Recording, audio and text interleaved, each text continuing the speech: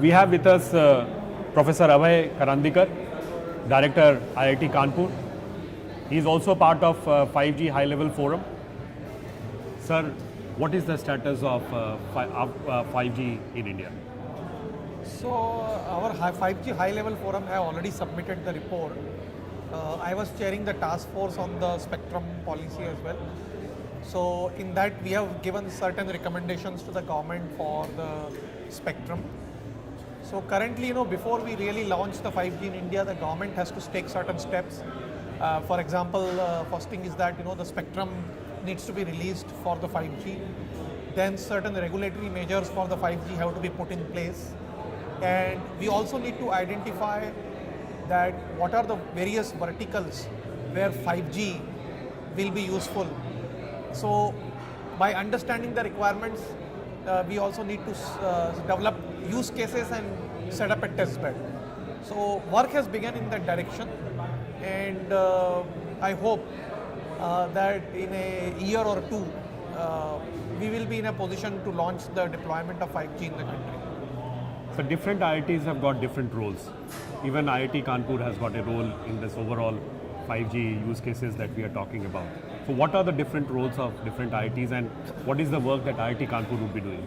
Okay, so the 5G testbed, as you know, is a multi-institution project where IIT Madras, CVIT, IISc Bangalore, IIT Hyderabad, IIT Bombay, IIT Delhi and IIT Kanpur are involved.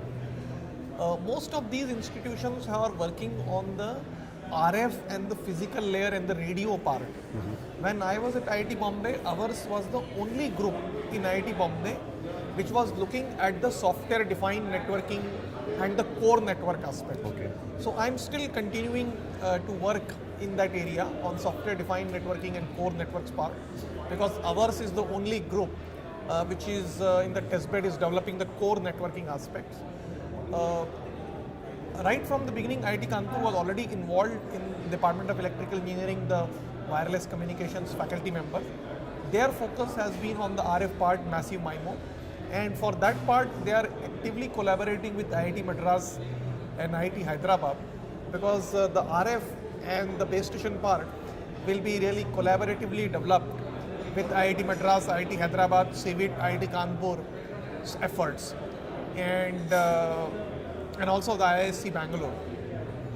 IIT Bombay and my research group is the only research group which is focusing on the software defined networking and the core networking aspects. We have Professor Maithili from IIT Bombay who is also involved in this.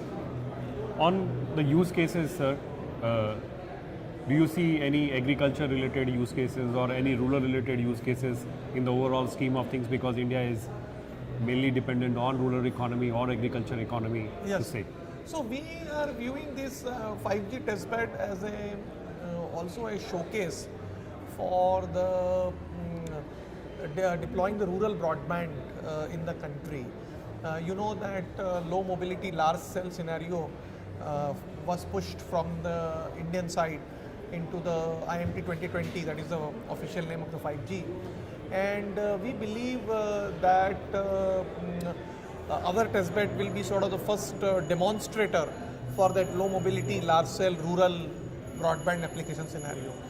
Then as a part of the testbed, we are also setting up several application level interfaces, APIs, which can be used by different users to develop applications like in the agriculture sector or in the health sector and so on. On the device side, sir, what's the development?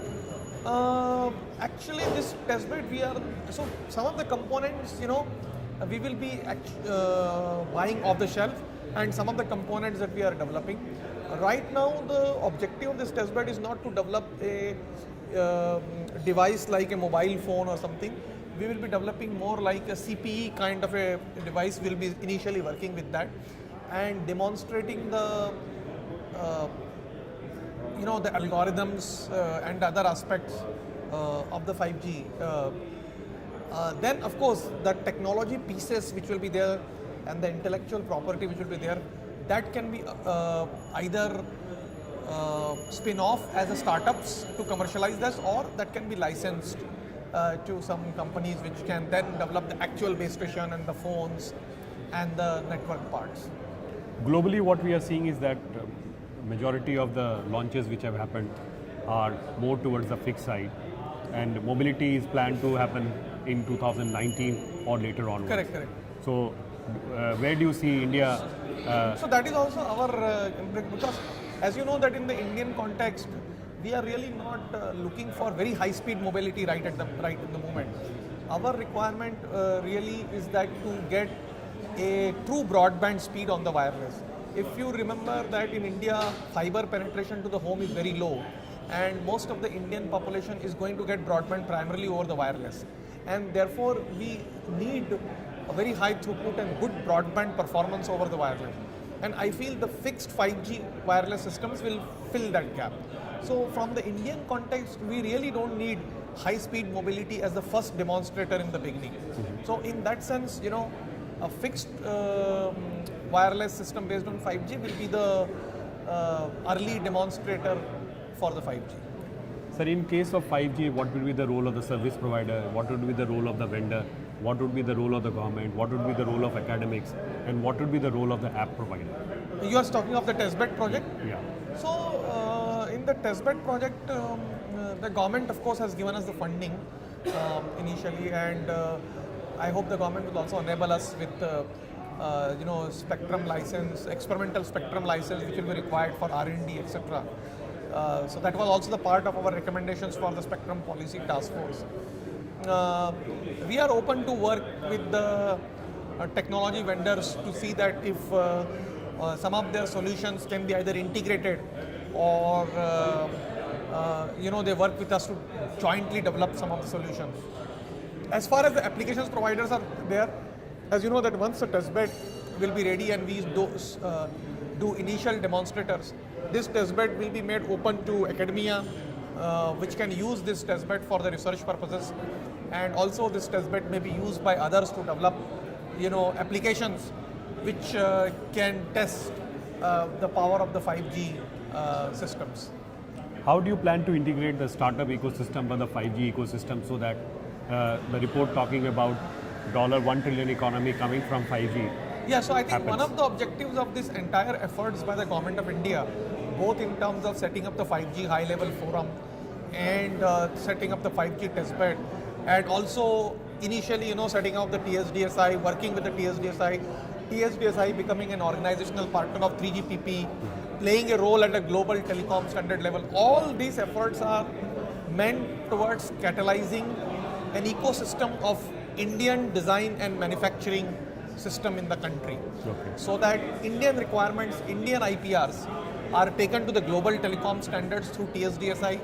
Indian requirements based on Indian IPRs, etc. We develop indigenous systems in the country and spin off the startup. So as a part of this entire project, whatever the technology and IPRs that we are developing, spinning them off as a startup is the key component of the entire project.